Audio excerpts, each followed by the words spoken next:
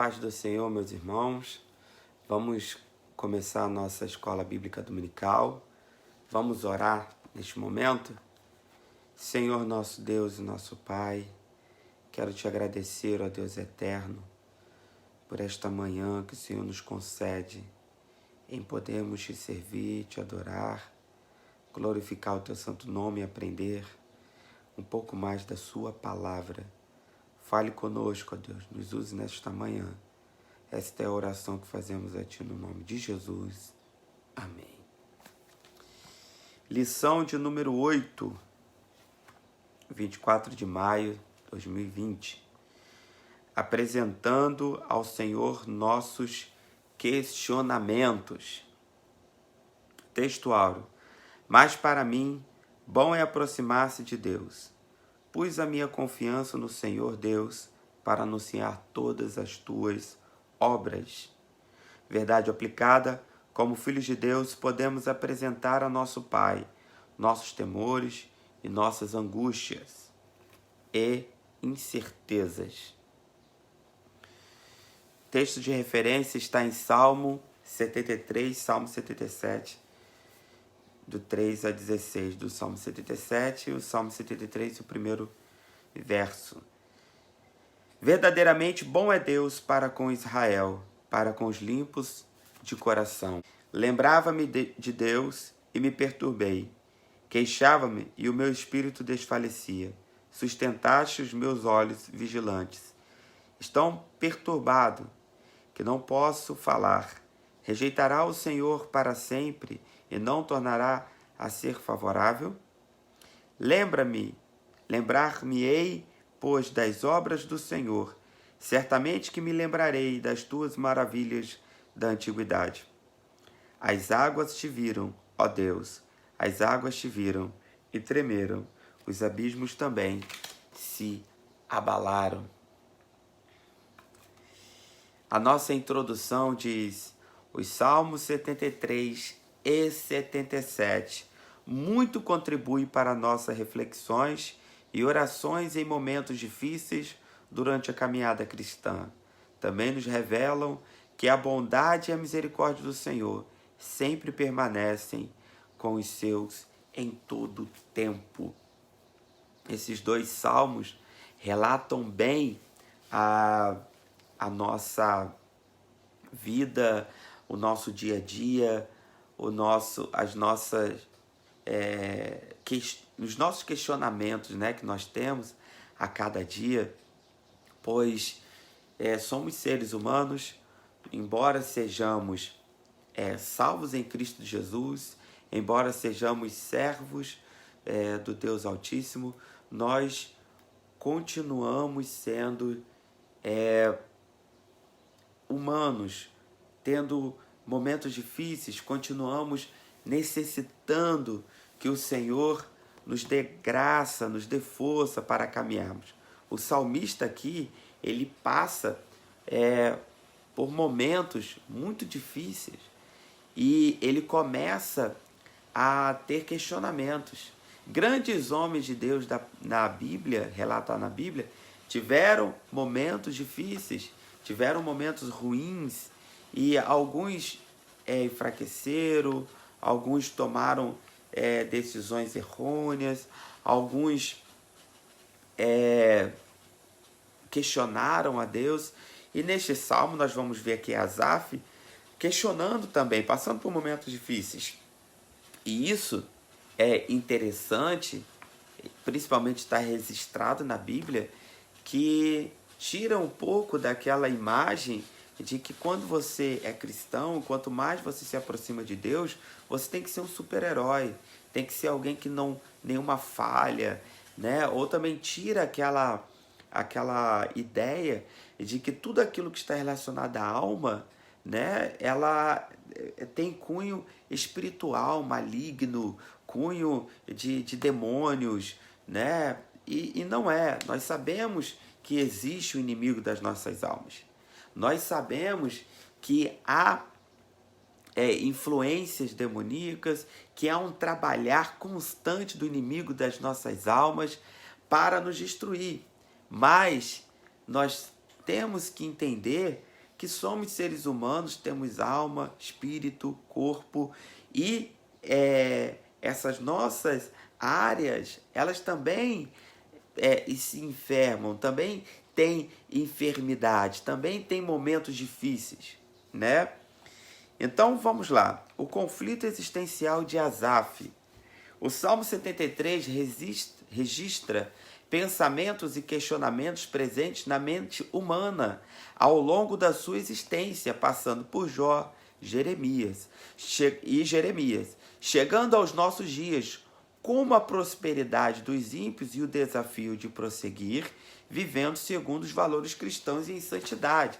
O conflito que Asaf teve aqui foi principalmente nessa questão de ser santo, santificar, e a questão da prosperidade.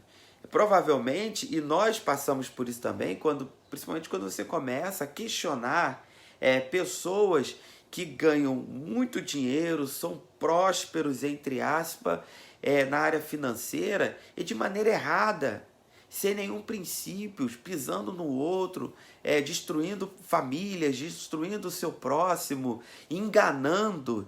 E aí você, que é uma pessoa honesta, uma pessoa que não entra nesse viés, e tem dificuldades financeiras, não consegue alcançar tanta riqueza, e aí começa a questionar, será que vale a pena? Será que vale a pena ser santo? Será que vale a pena a não dar o jeitinho, a não entrar nessas questões? Asaf estava nesse mesmo questionamento. Ele olhava a prosperidade de ímpios.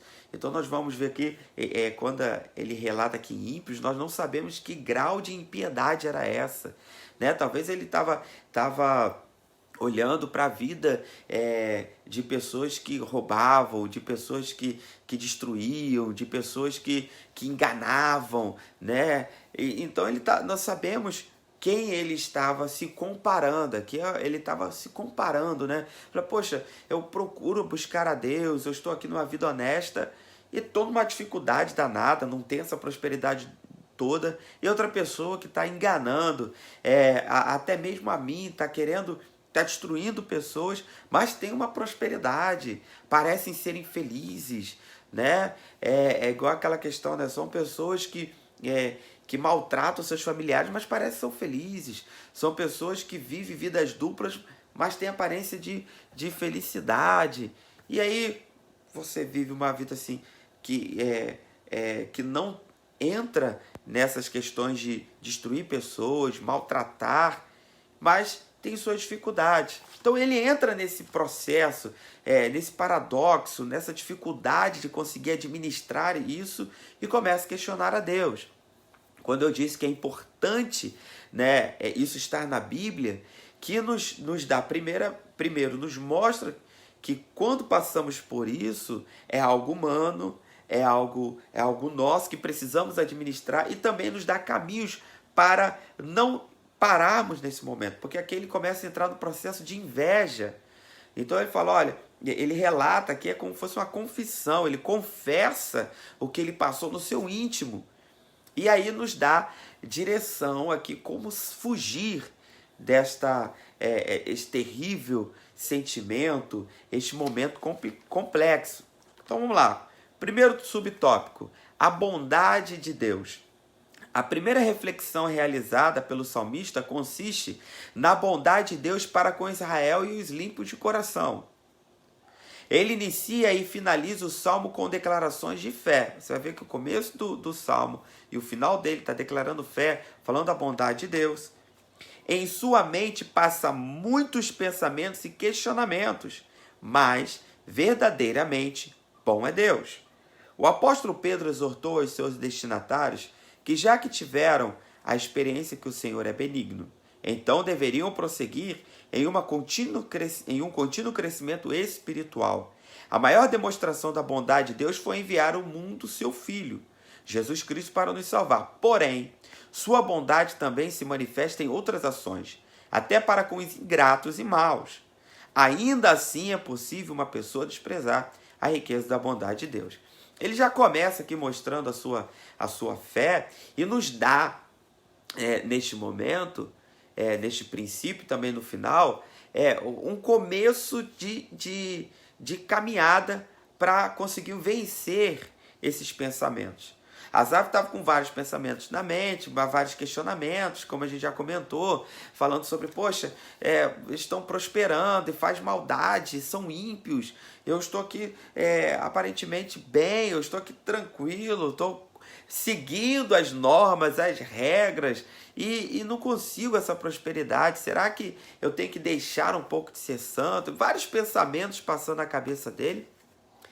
E aí, só que ele tem algo forte, que é entender a bondade de Deus. Ele entendia a bondade de Deus. Então ele fala, olha, Deus é bom. Eu estou com esses pensamentos, mas Deus continua sendo bom.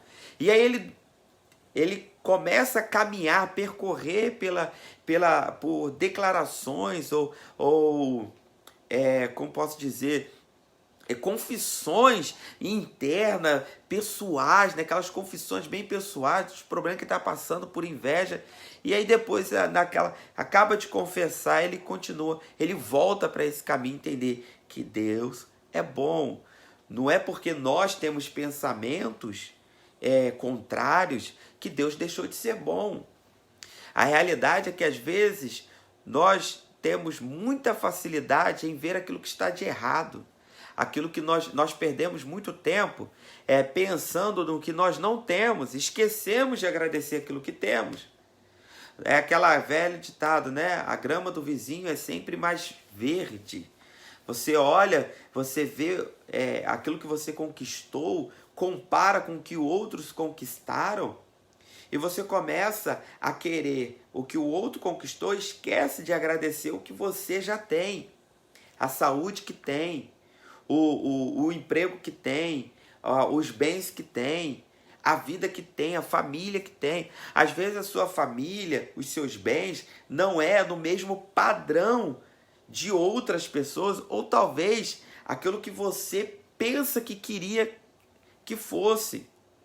Mas se parar para analisar, aquilo que você tem é motivo de agradecer, é motivo de adorar a Deus, entender que Deus tem sido bom com você, Deus tem sido bom para conosco. Então, a primeira coisa que ele entende, Deus é bom. Segundo tópico diz, resistindo à tentação. Após refletir sobre a bondade de Deus, o salmista analisa sua conduta e expressa: quanto a mim, os meus pés quase se desviaram. Sua fé por um momento abalou-se. Quase cedeu aos encantos da tentação, esquecendo-se da bondade de Deus. É como se os devaneios do coração e da mente tivessem provocado um abalo na confiança do salmista e na certeza acerca da bondade de Deus. É necessário guardar nossos corações e mente. Propostas são apresentadas todos os dias, com a única finalidade de desviar o ser humano do caminho do Senhor e induzi-lo ao pecado. Adão e Eva sucumbiram diante da tentação da serpente, mas Cristo resistiu à tentação promovida pelo diabo.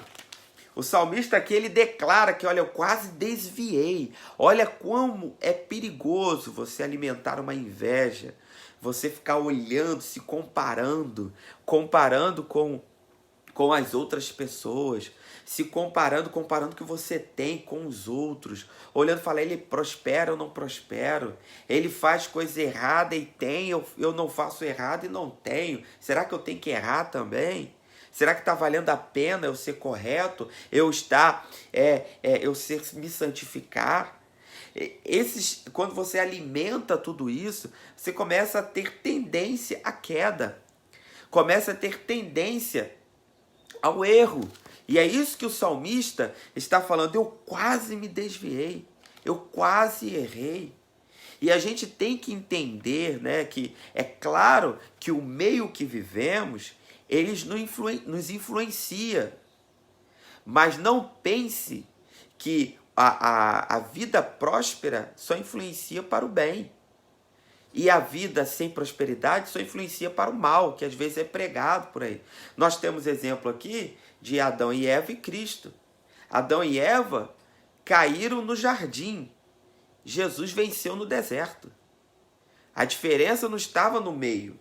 A diferença estava em quem estava passando por aquilo. A diferença vai estar na sua atitude, na nossa atitude. E como nós vamos administrar este momento.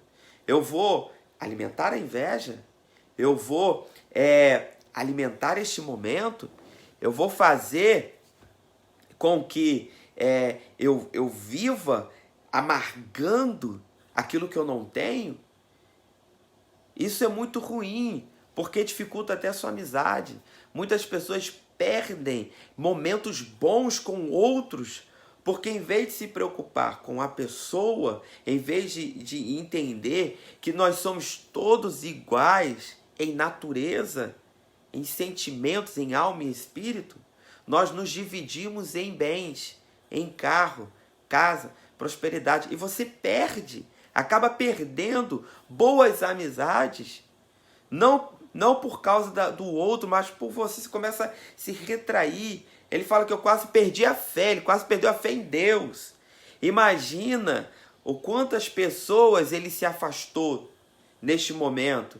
Porque quem ele estava olhando, que achava que era próspero, quem ele estava chamando de ímpio, será que realmente eram ímpios? Ou ele estava julgando assim? Então, assim, são muitas coisas que ele estava passando e que estava dificultando a sua vida social e principalmente a sua vida espiritual.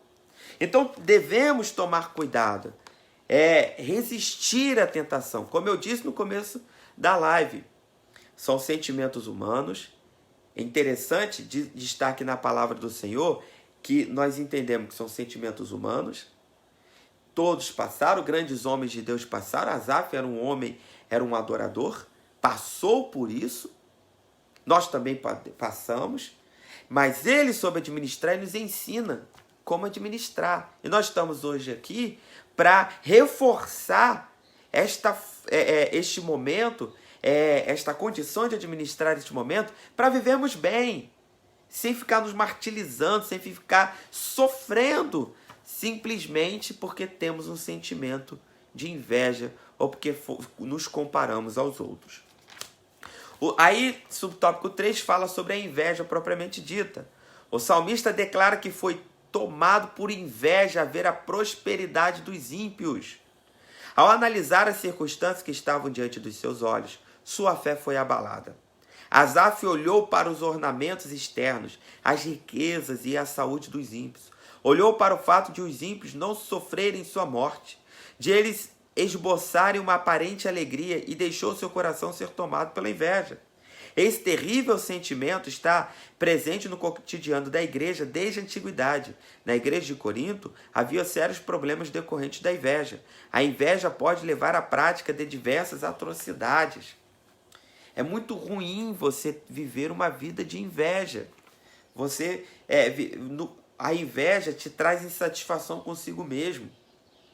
Você canta, mas inveja o outro que canta e não aprecia a própria voz, não se alegra com a voz que Deus te deu.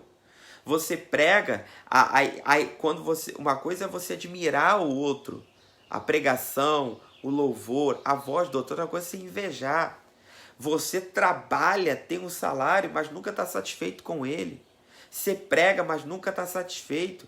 Por quê? Porque você queria pregar como o outro, queria o dinheiro do outro, queria o carro do outro.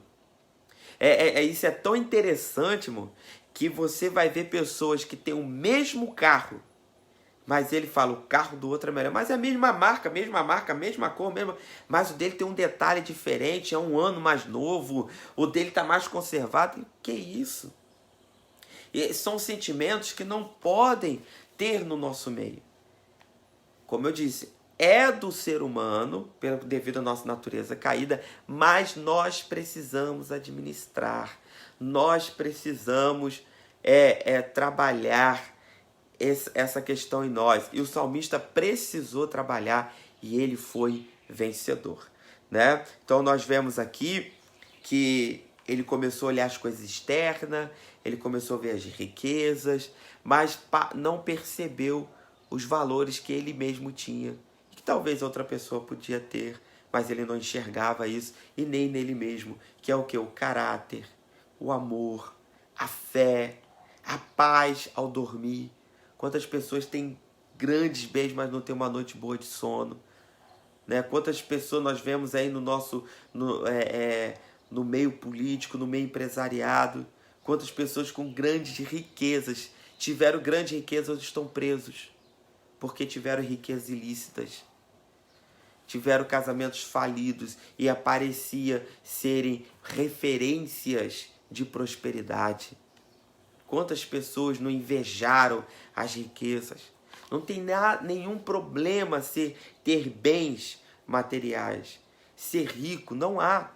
O problema é você ter... Há dois problemas. É você ter esta riqueza de forma errada e também a pessoa que não tem essa riqueza invejar a riqueza do outro, que já é um problema, e ainda mais sem nem parar para pensar que aquela riqueza que tem hoje não é de forma lícita. Você vai querer entrar no meio ilícito para poder ter essa prosperidade? Então, essas coisas que nós precisamos pensar para administrar este momento que vivemos, né? Ou seja, essas crises que às vezes temos. Vencendo o sentimento da inveja. Como vencê-la, né? Ao presenciar a prosperidade dos ímpios, Asaf questiona o valor da santidade e da purificação. Esse mesmo questionamento é apresentado por muitos cristãos na atualidade. Uns questionam o valor da santificação, outros querem usá-lo como moeda de troca. Exige que Deus os abençoe em decorrência de determinado padrão de conduta ou prática de alguns sacrifícios. Asaf, percebendo a gravidade da sua conduta, enfrentou a inveja a fim de suplantá-la. O comentarista fala dois problemas aqui que norteiam muitos cristãos. O primeiro é essa questão da santidade, né? Irmãos, é tão difícil, né, você manter-se uma fé pura, limpa, diante com Deus. É tanta investida do inimigo contra a um ser humano que quer se aproximar a Deus, que até na santidade, você precisa administrar. Ele fala denuncia dois fatos aqui a respeito da santificação. O primeiro as pessoas, que Asaf passou, é você querer questionar a santidade. Será que vale a pena ser santo? Né? Poxa, será que vale a pena ser correto? Será que vale a pena ser honesto? Essa foi o primeiro questionamento. Poxa, a pessoa é desonesta aí, vence na vida, eu sou honesto e estou aqui. Será que vale a pena? É um questionamento, né, que pode decorrer de nós. Será que vale a pena ser correto? E o outro, que também é terrível, você aquela questão: eu sou correto, eu me santifico, Deus tem que me dar. Aí pega a santificação como moeda de troca, que isso também é um problema. Você ser santo não é para barganhar com Deus. Eu sou santo, então Deus tem que me dar. Eu sou santo, então Deus tem que me prosperar. Às vezes, algumas interpretações de mensagem que falam: Deus vai te honrar pela sua santificação.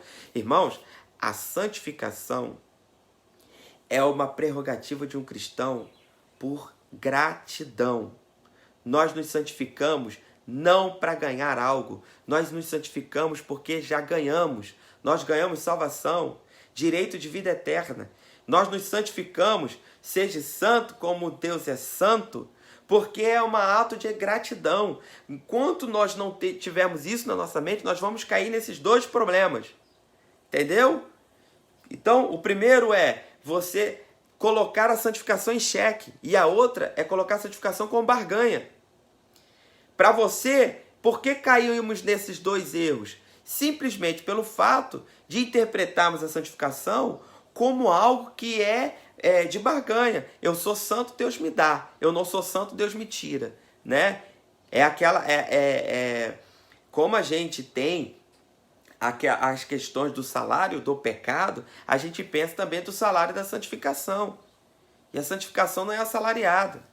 É claro que Deus abençoa. É claro que você acaba, por um momento, por ser santo, por ser correto, você vai automaticamente sendo abençoado por ser correto.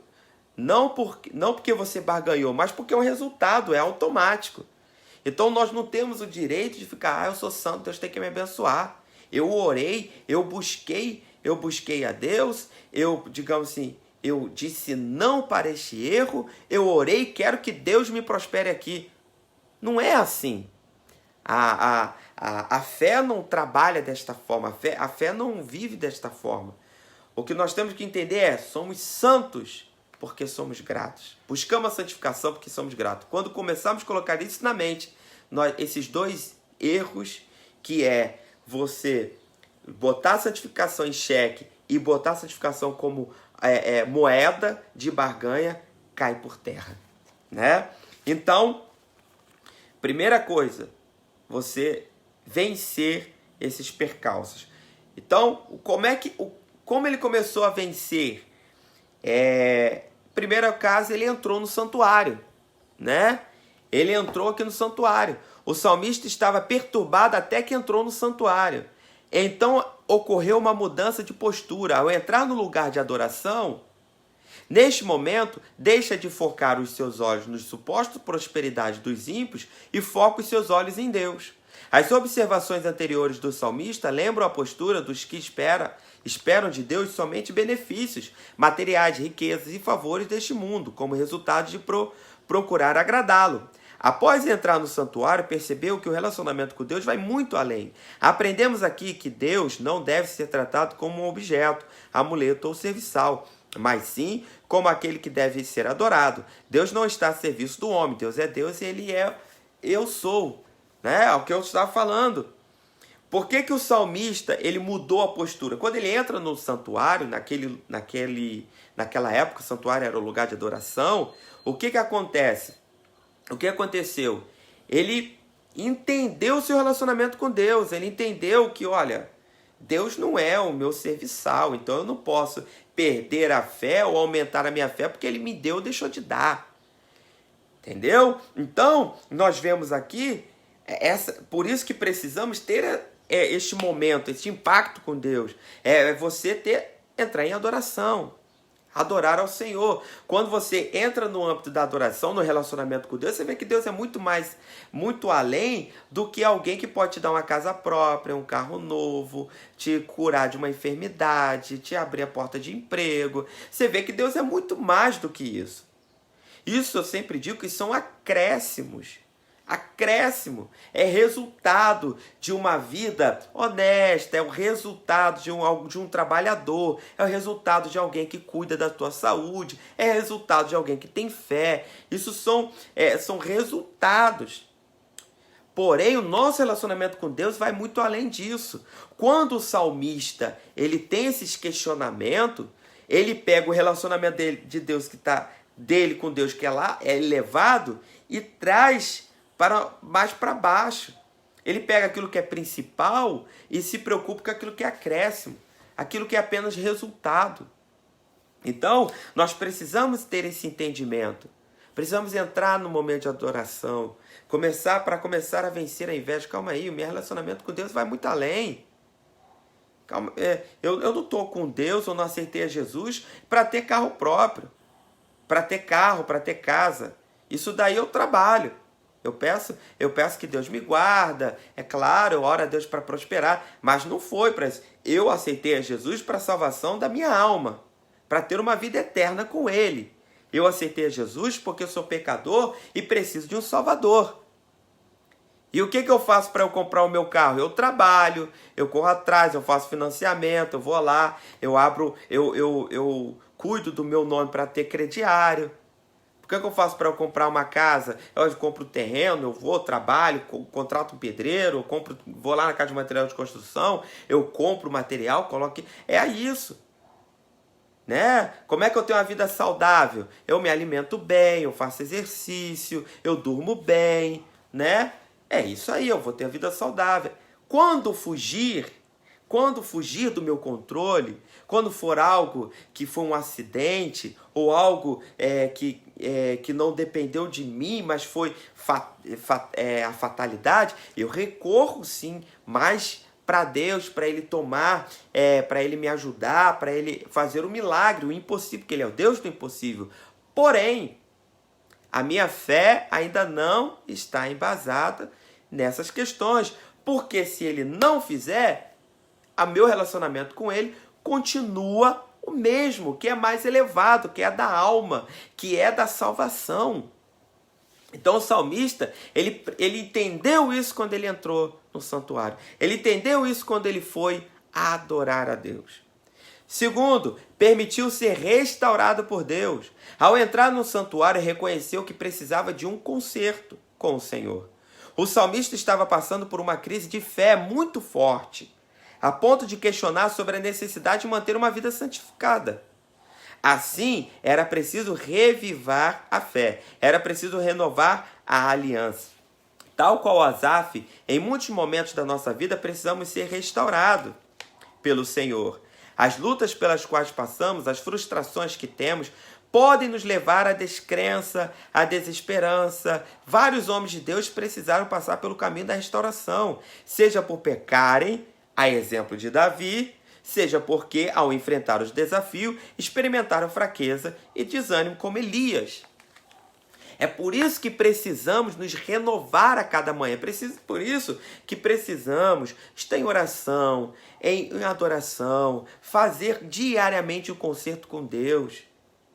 Porque a vida, o dia a dia, o trabalhar, né, as aflições do dia a dia vão te enfraquecendo, vão nos enfraquecendo, vai trazendo questionamento. Quantas pessoas, né, se distanciam do evangelho, se distanciam da comunidade evangélica, e aí, em vez de fazer um concerto com Deus, em vez de buscar a Deus, começa a nutrir o coração com os erros da instituição, com os erros dos irmãos em Cristo, com os erros da liderança espiritual. E começa a fulano errar isso, ciclano faz isso, ele está lá na igreja, mas fez isso, aquilo. E começa a nutrir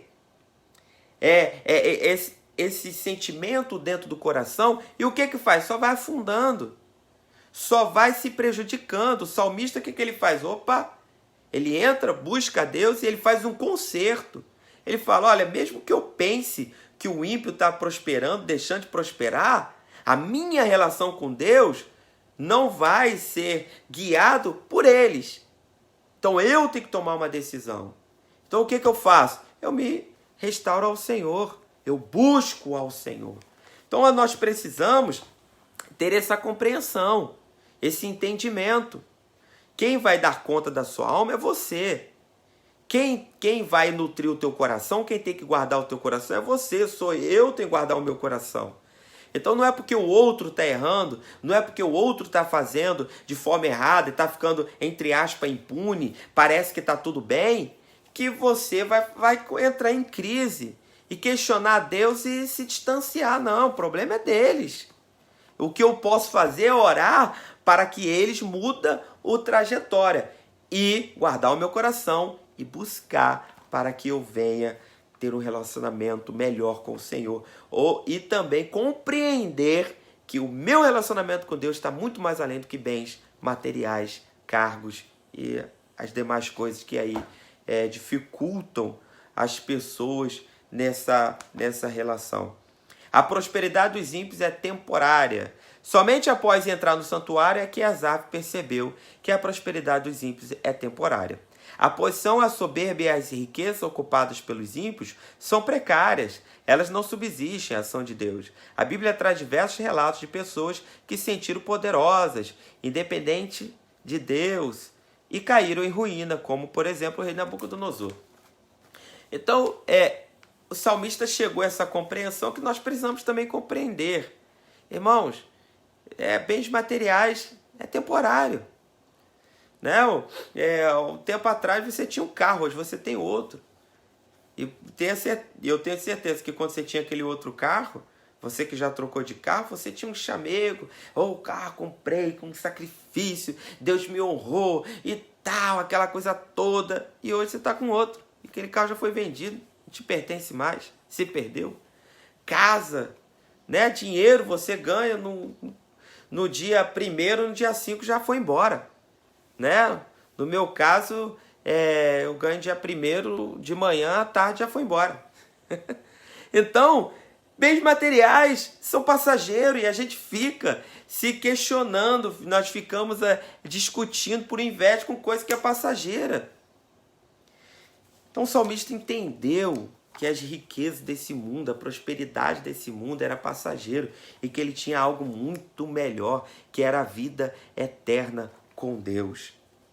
Para encerrarmos, clamando em meio à angústia, tópico 3, o Salmo 73 trata dos conflitos existenciais relacionados à fé. Quanto ao Salmo 77, podemos dizer que é o clamor da alma angustiada. Certamente, preferimos falar das alegrias, das festas e das realizações a alertar sobre a temporalidade delas. No entanto, é preciso estar preparado para enfrentar todas as estações da vida. Deus, ao inspirar Asaf, não o fez sem propósito, pois conhece a sua criatura e a necessidade de instruí-la para os desafios da vida. Nós precisamos entender isso. Nós precisamos compreender que a nossa vida vai ter altos e terão baixos. Que a nossa vida, ela vai ter momentos felizes, mas vão passar. E vai ter momentos tristes, mas também vão passar. A nossa vida é de altos e baixos. Por isso precisamos manter essa administração dentro de nós, nosso coração. Precisamos manter uma mente sã. Precisamos manter um coração guardado. Nós necessitamos dessa busca incansável ao Senhor, à sua palavra, para entender esses percalços, para se preparar para eles. Eu estou no momento feliz, eu ganhei uma promoção, eu ganhei algo, que maravilha e tal, coisa boa. Aí no outro dia tem um problema, acabou a vida. Acabou, quero morrer, quero parar tudo. Eu nunca ganhei nada. Nós precisamos saber equilibrar o momento feliz e entender que vai passar. Vivenciar este momento alegre, mas sem pensar que a sua vida sempre vai ser aquilo. E também o momento triste, saber administrar, que vai passar. Vamos enfrentar esse momento difícil aí que vai dar tudo certo. Né? Tem um filme que é A Busca, se eu não me engano, A Busca da Felicidade. É um filme emocionante. Ele luta. E aí quando ele consegue, a cena épica, né? A cena bonita do filme é ele descendo de um prédio, entrando na multidão e com muita alegria, ele ali sozinho e chorando com muita alegria e tal. E parece, a impressão é que o momento alegre dele foi só aquele. Né? Só aquele ali. Só tem um detalhe. Antes daquilo ali, teve vários momentos difíceis e momentos também que ele pode se alegrar, como momentos que ele conseguiu uma oportunidade, momentos que ele conseguiu chegar à empresa. Depois daquilo ali, vai ter momentos difíceis também, porque agora encontrou emprego, agora ele vai ter o desafio do emprego, para manter no emprego, viver ali, vai ter momentos de tristeza, vai ter momentos que ele vai errar, e vai ter momentos de alegria. Então, às vezes a gente olha um filme e pensa só no momento alegre, só aquilo, e viveram felizes para sempre, só o final do filme, aqui deu certo, e depois? Né? Você abre a porta de emprego, maravilha, irmão, única coisa, o único momento que a felicidade vai ser para sempre, e que a hora que você se alegrar, vai ser uma felicidade para sempre, é na vida eterna. Enquanto estivermos aqui, vai ter momento de alegria e momento de tristeza. Você vai entrar numa porta de emprego, vai ganhar o primeiro salário, vai ficar feliz da vida. No segundo salário, você vai achar que vai estar ganhando pouco. E aí você vai querer outro maior, aí você quer crescer. Mas aí você para pensar, né? Antes você estava desempregado. Aí uma luta querendo um emprego. Quando pega um emprego, 6 meses, começa a reclamar do salário. Por que isso? Porque somos seres humanos, natureza caída. O que a gente tem que fazer? Aprender a administrar esses momentos. Não quer dizer que, você é um monstro porque você faz isso. Não, porque você é ser humano. Só que você precisa administrar. Senão você vai ficar refém dos seus sentimentos e refém da inveja. Grito do aflito. O início do Salmo é marcado por um grito de aflição. O Salmo 77. Asaf relata o seu estado de angústia e a ação de buscar ao Senhor. A aflição era tamanha que o salmista se recusa a ser consolado. 2 lições aprendemos na presente passagem. Primeira, a angústia pode atingir qualquer ser humano. Ninguém está livre, imune às dores da alma. É fato que as pessoas tendem a se solidarizar com as enfermidades do corpo, mas poucos compreendem as doenças da alma. Quantos homens e mulheres de Deus têm passado pelas doenças da alma, mas ignoram os seus sintomas? Segundo, nunca deixemos de apresentar nossas aflições ao Senhor em oração. Então Asaf passa uma angústia. O comentarista aqui, ele traz esta atenção, ele chama a atenção para este fato. Primeiro, todos nós somos sujeitos a ter problemas, ter dificuldades e doenças da alma. Todos nós somos sujeitos a passar por um momento de angústia. Aí você olha que um líder espiritual, uma mega igreja, um homem ovacionado, tem tudo e caiu em depressão. O que houve? Isso é falta de fé, isso é falta de... Irmãos, se coloca no lugar dele. Você imagina, você é um líder espiritual de uma igreja de 2.000 membros. 2.000, vamos botar assim, 2.000 membros, 1.000 famílias com dificuldades, cheio de problemas, ligando para esse pastor, ele se compadecendo das aflições, e ele ali, e tem que administrar um templo, o templo tem custos financeiros, tem que administrar pessoas que trabalham, empregos. Ele é sugado quase que 24 horas para manter aquela instituição, porque ele é o líder, o responsável.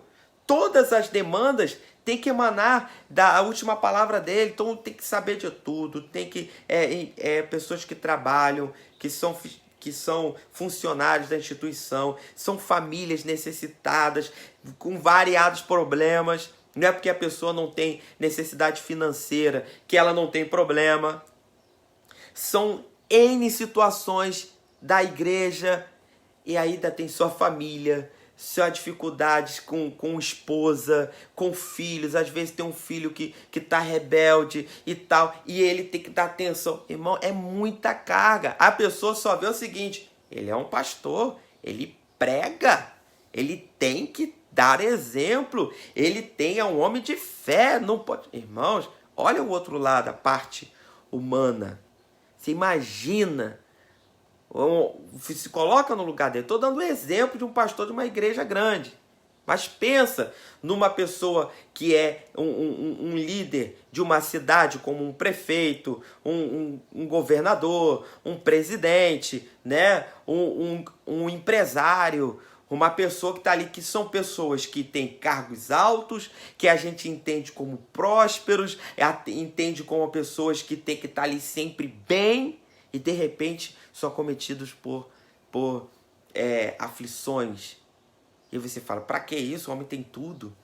Então nós temos que entender. Por isso que ele fala que muitas pessoas compreendem uma enfermidade. O rico ficou com uma doença... Não sei, o rico ficou com a pneumonia. Vai pro médico, né? Tomar um medicamento, amoxicilina. Vamos tomar um medicamento lá para o anti-inflamatório. O pobre ficou com a doença, pneumonia. Vai pro médico, vai tomar o mesmo medicamento.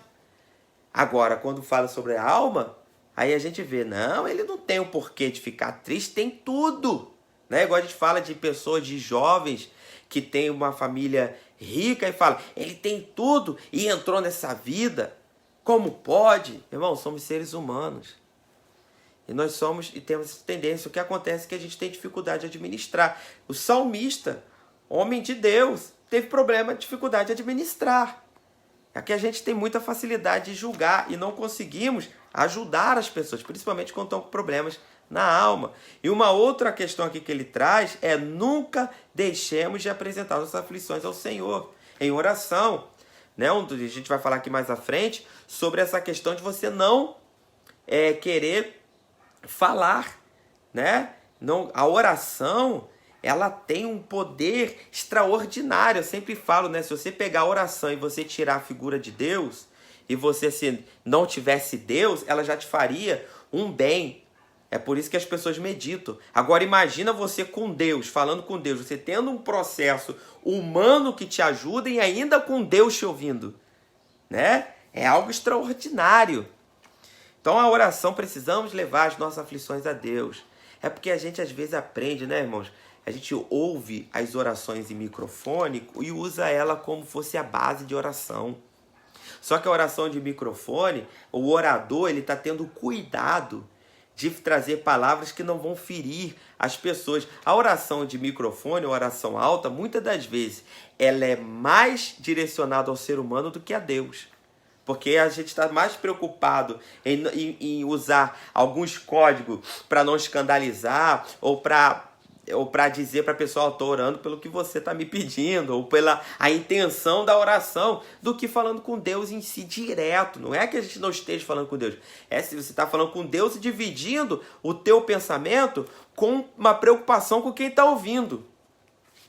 Mas a oração mesmo é você abrir o coração para Deus. Então por isso que fala, entra no teu quarto, quem ninguém está ouvindo, entendeu? Por isso que tem gente que vai para monte. Hoje você vai as pessoas vão para monte para fazer culto lá em cima. O monte era para você ir para lá e lá você grita e ninguém vai te ouvir. E você vai ficar num lugar que ninguém vai ouvir. Ali é onde você fala o profundo coração, as confissões, né? Que você tem, que ninguém pode ouvir. Porque senão se escandaliza. Porque é muito... Irmãos, a gente é extraordinário. Né? O ser humano é extraordinário. O ser humano é cheio de falha, mas se ele vê o outro falhando, ele se escandaliza, né? É igual você vê a pessoa xinga, ela fala palavrão, mas quando o outro xinga, ela, opa, que isso? Você tá xingando, mas ela xinga também. A pessoa erra, mas quando vê o outro, então, às vezes quando imagina a pessoa falando em oração, confessando para Deus um sentimento que ele teve ruim. Aí a outra, que isso? Você sentiu isso? Só que a pessoa que está julgando, tem um sentimento muito pior. Mas isso é do ser humano, né? Por isso que precisamos entregar tudo ao Senhor. Os sintomas da aflição. O Salmo 77 relata diversos sintomas da angústia sofrida por Asaf. Primeiro, não querer ser consolado. O salmista relata que a sua alma recusava o consolo. A angústia era muito profunda. Existem estados da angústia em que as palavras não são capazes de trazer o consolo. Um dos exemplos foi a recusa de Jacó de ser consolado ao receber a notícia de que provavelmente José havia sido despedaçado por algum animal. A ausência de palavras. Esse é o primeiro, que é... Primeiro, não querer ser consolo. Segundo, ausência de palavra. A mente estava de tal forma perturbada que o salmista não tinha palavras para expressar a sua dor. Boa parte das pessoas que passam por angústias profundas preferem ficar em silêncio em vez de compartilhar suas tristezas, o que pode ser perigosa. Terceiro, sentindo-se rejeitado por Deus. Asaf estava se sentindo abandonado por Deus. Há várias lições preciosas nesses versos. Entre elas, a quebra de alguns preconceitos. Quantas vezes no meio cristão ignoramos a dor da angústia ou medimos os sofrimentos das pessoas com as nossas forças? É isso, eu venho falando desde o começo da live. Então, tem 3 pontos aqui que ele passa e que você vai ver que muitas pessoas passam por isso também quando estão passando por angústia. Então, primeiro, é não querer ser consolado. Você vai ver que a pessoa não quer falar. Eu não quero ouvir ninguém. Eu não quero consolar, eu estou tão triste que eu não quero... Outra coisa é ficar sem palavra, não quer conversar. Ela não quer nem ouvir e nem conversar. Não quer falar com as pessoas, né? E o outro é sentir, Deus não me ama, Deus não tem nada comigo, Deus abençoa os outros, mas não me abençoa. Isso são sintomas, né? Como diz aqui, os sintomas da aflição que precisamos identificar, compreender e lutar contra. Por que ele, no final aqui, ele chama atenção para que há um preconceito no nosso meio, que quando a pessoa não quer ouvir, ela não quer ouvir conselho, ela não quer conversar, ela não quer... Você chama, o que está acontecendo? Você fala comigo, ela não quer. Não, nada não. E também ela começa a se distanciar, não crer que Deus está com ela. E o que nós fazemos? Isso é falta de fé, tem que tomar vergonha na cara, tem que buscar mais. E não é, é um sintoma de aflição. O que nós precisamos fazer? Compreender e ajudar essa pessoa a sair por esse momento. E também compreender que nós também somos passivos de aflição. Então começou a perceber que não quer mais ouvir. Opa, eu estou diferente. Estou ficando quieto, não estou querendo falar com ninguém. Calma aí, eu tenho que sair, eu tenho que esparecer, eu tenho que rever meus conceitos. Porque senão vai afundando, daqui a pouco está nos estágios piores, que é que não querer viver mais, né? Então precisamos identificar isso, sem preconceito. Terceiro, restabelecendo a fé. Para fechar, no versículo 10, percebemos uma mudança clara de direção. O salmista reconhece que a angústia que estava passando tratava-se de uma enfermidade e começa a lembrar, a meditar nas obras do Altíssimo. O salmista deixa de meditar nas suas tristezas e passa a meditar nas ações do Criador. Volta-se para Deus e para o seu santuário. Lembra-se dos feitos do Senhor em prol do povo de Israel. Notadamente, o livramento das mãos de Faraó, quando fez caminho no meio do Mar Vermelho. O salmista somente estabeleceu a sua fé quando mudou de direção. Enquanto os seus questionamentos giraram em torno de si, a angústia aprofundou-se. A partir do momento que passou a olhar para os feitos do Senhor, a fé foi restabelecida. Aqui está a direção. Aqui está o conselho, aqui está o caminho a seguir. Muda o foco, muda a direção, né? O que precisamos entender é o caminho que estamos trilhando. É o caminho do distanciamento, é o caminho da falta de fé, é o caminho do silêncio, é o caminho de começar a ver comparativo, é o caminho da inveja. É esse caminho que está seguindo? Foge dele, muda a direção, entra pelo caminho da gratidão, caminho do amor, o caminho do reconhecimento. Começa a lembrar. Lembra que a Bíblia fala, o salmista diz, quero trazer à memória só aquilo que me traz esperança.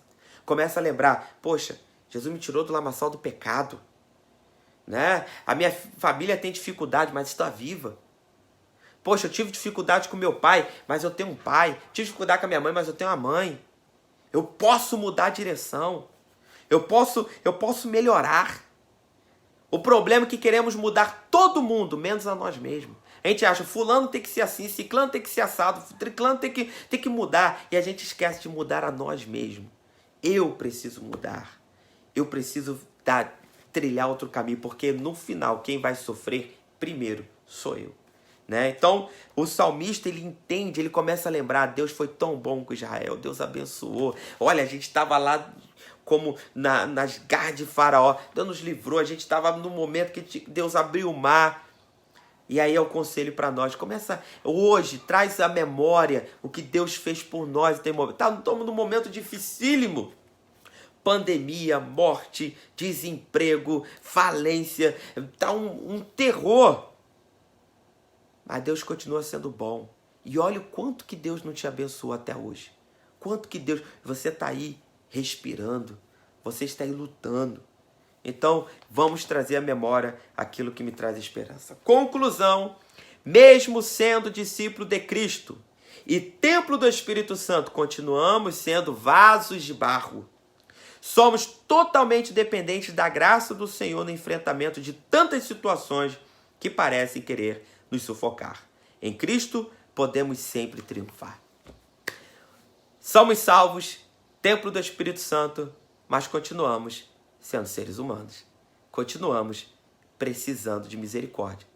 Continuamos sendo sujeitos a acidentes, doenças, percalços, aflições, desejos ruins.